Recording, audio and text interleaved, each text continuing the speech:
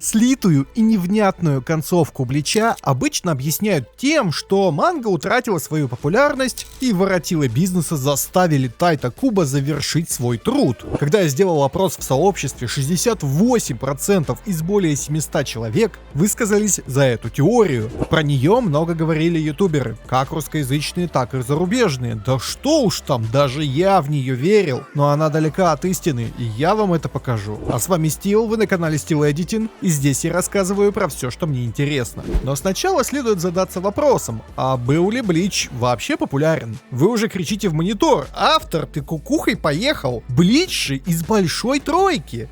Да, вот только большая тройка журнала Weekly Shonen Jump называется так только в англоязычных интернетах, откуда и пришло в Россию. Чтобы не быть голословным, давайте обратимся к сайту mangacodex.com и его топу манг по суммарному количеству проданных физических копий.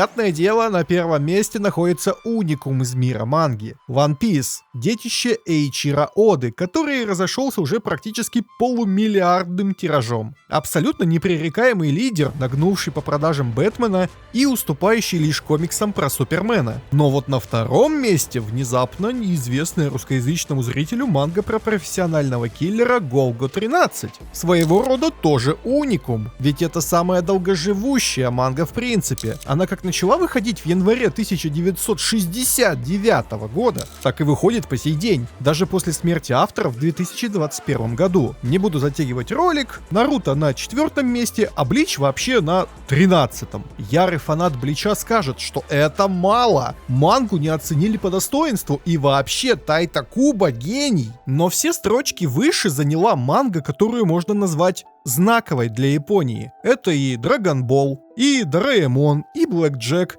но все они уже давным-давно закончились. При этом Блич имеет суммарно проданных копий больше, чем у Атаки Титанов, Кулака Северной Звезды, Жожи, Царства, Алхимика, почти в 2 раза больше, чем у Хвоста Феи, Гинтамы и даже, Берсерка. В 3 раза больше, чем у Токийского с руля, в 4 больше, чем у Тетради Смерти, Ван Панчмена или Сейлор Мун. Ну, вы поняли, кто тут босс качалки. Блич — это такое же явление в мире манги, как и другие произведения, превысившие 100 миллионов проданных копий. Блич уже давно вписал себя в историю, а в большую тройку его вписали уже по другой причине. Самый правый столбец таблицы указывает на издателя. Все эти названия, наверное, вам ни о чем не говорят.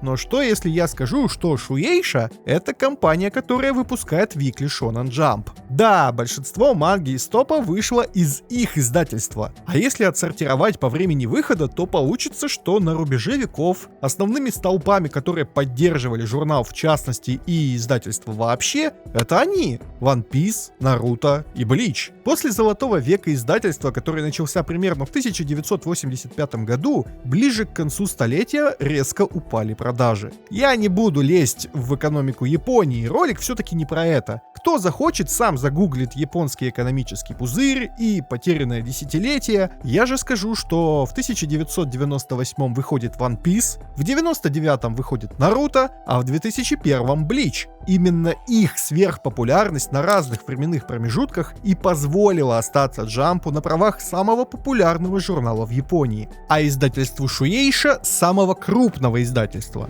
И раз уж мы говорим про зарождение манги Блич, то давайте я попутно развею другой популярный миф о том, что арка про вторжение сообщества душ самая интересная, популярная, и вообще Блич после нее надо было закрыть и не показывать никаких Аранкаров, там Вайзардов, Фулбрингеров и Квинси. И тут я достаю из широких штанин вот этот занимательный график популярности манги Блич. Сверху указаны номера глав, синий столбик — место в рейтинге манг, зеленым цветом указаны фактические продажи, а желтый и красный — график движения популярности. На концовку пока не смотрим на начало. И даже самый твердолобый человек на нем видит, что свою истинную популярность Блич приобрел на получении Ичиго Банкая. и предательстве Айзена. И самые успешные тома манги продавались всю арку про Арранкаров. Тут еще интересно отметить, что у манги был серьезный провал в продажах между 45 и 56 главами. И пока вы не полезли в интернет, я скажу, что в этих главах было первое столкновение Ичиго с Исидой и их дурацкий спор, кто набьет больше пустых. От себя скажу, реально душная часть. Я во время первого просмотра Блича чуть не дропнул на этом моменте, честно. Да, я не знаю почему, но у меня под видео время от времени все-таки появляются люди, которые пишут про то, что арка про Арранкаров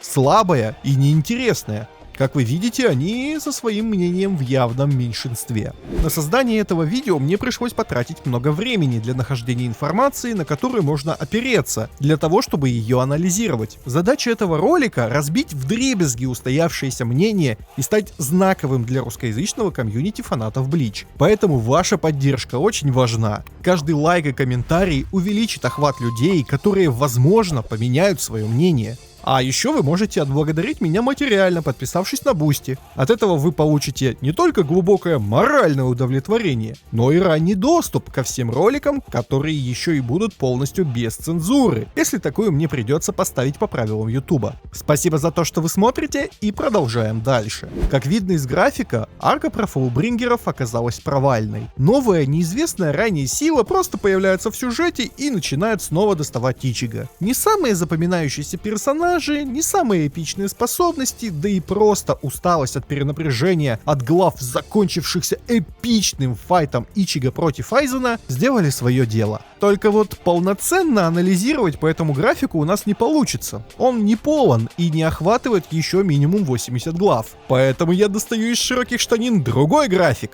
На этот раз отсортированный не по главам, а по томам. Да, на нем падение продаж выглядит не столь удручающе. Во-первых, потому что предыдущий был все-таки больше про популярность и места в рейтинге, чем про бабки. Например, можно увидеть, что 37-й том разошелся тиражом более чем в 817 тысяч экземпляров. В нем Тайтакуба нам показывает концовку истории с Вайзардами, встречу Ичиго и Улькиоры, ну и, естественно, самый хайповый бой — Шарлотты Кулхорна и Аесагавы Юмичики. Самый провальный том, 65-й, с 400 тысяч копий манги. Этот том будет экранизирован в виде одной из серий в ближайшей части Блича, которая начнет выходить 8 июля. В ней ничего особенного не происходит. Просто апнутый Ичиго раскидывает разных статистов и приравненных к ним. Так что такие продажи очевидны. Чтобы вы понимали, 55-й том с 637 тысячами — это как раз начало арки ТКВ. И если поглядеть на график, то продажи снизились, но не катастрофически, как может показаться. Правда, имеется тренд к снижению, и продажи по 400 тысяч копий за том — это уже можно считать провалом. А это можно считать провалом? Сторонники версии про гибель манги утверждают, что на фоне падения популярности и снижения продаж лоративы бизнеса просто-напросто заставили Тайтакуба завершить мангу в короткие сроки. И раз уж разговор зашел про деньги, мне стоит дать еще немного экскурса в Японию. Манга выпускается в Японии обычно томами с некоторой периодичностью. Например, Блич почти постоянно выходил раз в 2-3 месяца. Количество глав в одном томе разнится, но обычно это 8-10 глав на том. И самое главное, одна такая книжечка в Японии стоит около 500 йен, то есть 300 рублей по текущему курсу, а тогда и того меньше. Даже если смотреть зарплату на самой низкооплачиваемой работе в Японии, а это 120-130 тысяч йен в месяц, то купить томик манги за пятихатку раз в пару месяцев не будет обременительно. Именно поэтому манга и ранобэ — это легкое повседневное чтиво, доступное каждому японцу и продающееся на любом углу по 2 копейки за пучок. Однако, умножая эти, казалось бы, смешные прибыли на сотни и сотни тысяч экземпляров, ясно видно, что приносят они издательствам просто бешеные бабки. Упоминавшийся выше провальный в кавычках 65-й том принес издательству 200 миллионов йен выручки. Да, надо вычесть расходы на краску, печать, логистику, зарплату, 10% отдать самому мангаке, но все равно это очень большая сумма. И чтобы не быть голословным, давайте сравнивать. Первый том Боруто вышел тогда же, когда и предпоследний том Блича. 352 тысячи копий и дальше только падение. Черный клевер. 250 тысяч, потолок. Повар-боец Сома, 450 тысяч в пике и снижение. Пиковые продажи, хайпующие сейчас саги о Винланде, не превышают 160 тысяч. Это в 2 раза меньше, чем самый отстойный том Блича. Доктор Стоун 235 тысяч потолок.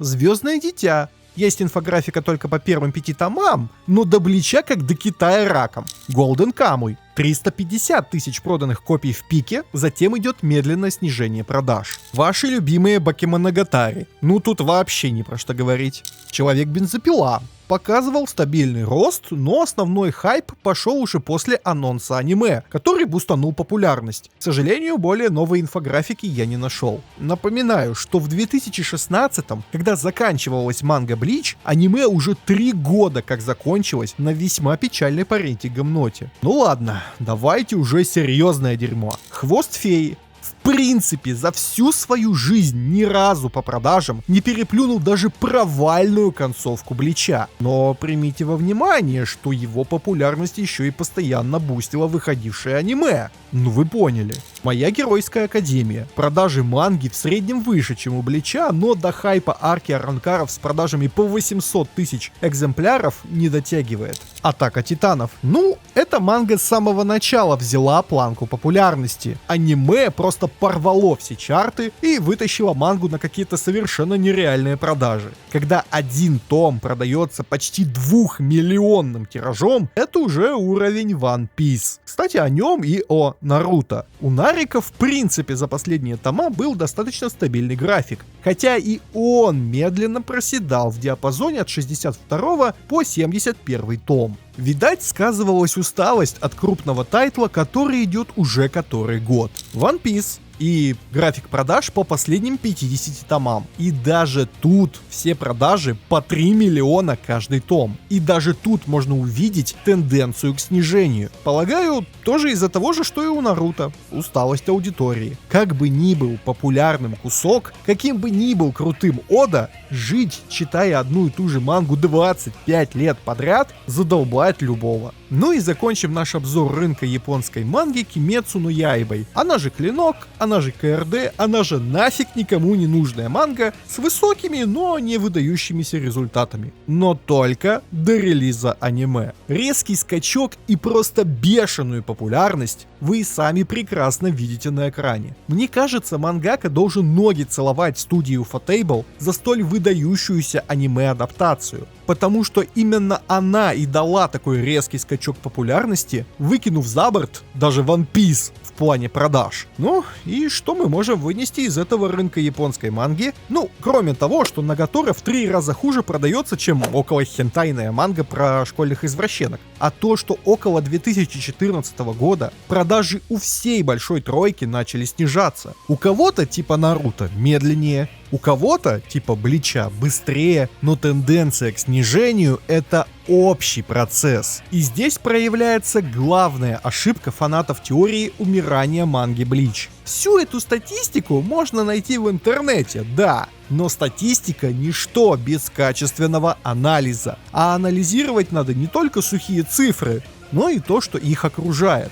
Да будет вам известно, что в 2014 году Shonen Jump запускает сервис Jump Plus. По сути, это электронный магазин по продаже манги. Статистики оттуда нет и, скорее всего, никогда не будет. Но по самым долгоиграющим и крупным тайтлам большой тройки становится понятно, что произошел некоторый отток тех людей, которым тупо удобнее читать мангу на своем смартфоне, а не в формате книги. Если вас и это не убедило, тогда у меня припасен еще один аргумент. Давайте проведем мысленный эксперимент. Вы крупный воротило издательского бизнеса. Ваше издательство выпускает танкобонами примерно 20-25 тайтлов. И среди них есть одна такая манга, Блич называется, которая когда-то, да, была популярна, приносила сверхприбыли, но теперь ее популярность скатилась. Правда, она по-прежнему вам приносит по 200 лямов каждые пару месяцев. Станете ли вы, как крупный воротило бизнеса, закрывать эту мангу? Вы лишаетесь очень солидного дохода. Остальные манги даже близко не имеют такой же популярности и продаж. И фактически вам нечем заменить угасающий Блич. Он, даже угасающий, на голову превосходит остальные тайтлы. Уважаемые зрители, скажите честно, хоть одна акула бизнеса откажется от своей прибыли только потому, что она уменьшилась? Типа,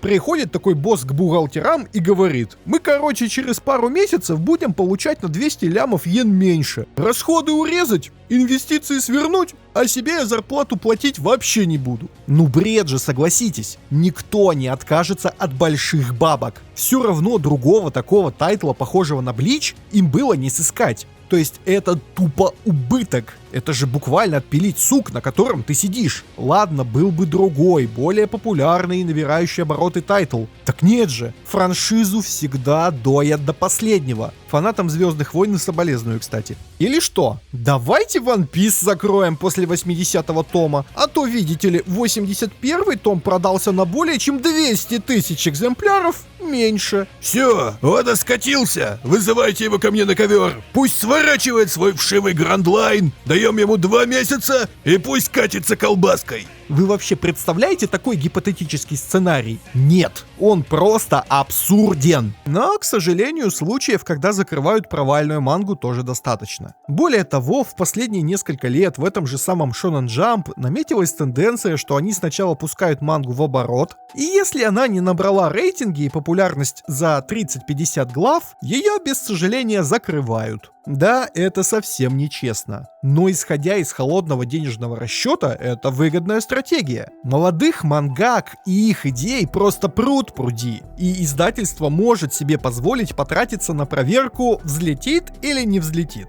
Но, во-первых, это применяется только к свежевышедшим мангам. А во-вторых, в 2016-м такой стратегии и вовсе не было. Так что это тоже не наш случай. Как вы видите, по крайней мере в открытых источниках нельзя найти подтверждение теории о насильном закрытии манги Блич, инициированном большими боссами. Вот такие дела. А насчет состояния здоровья мангаки Тайта Куба, это пусть другие ютуберы разбираются. Ну или же придется взяться мне, но если я увижу вашу поддержку. Не забывайте, что я вам разрешаю использовать это видео в спорах с фанатами теории насильного закрытия в качестве аргумента. Ну а на сегодня все. Всем удачи и всем пока.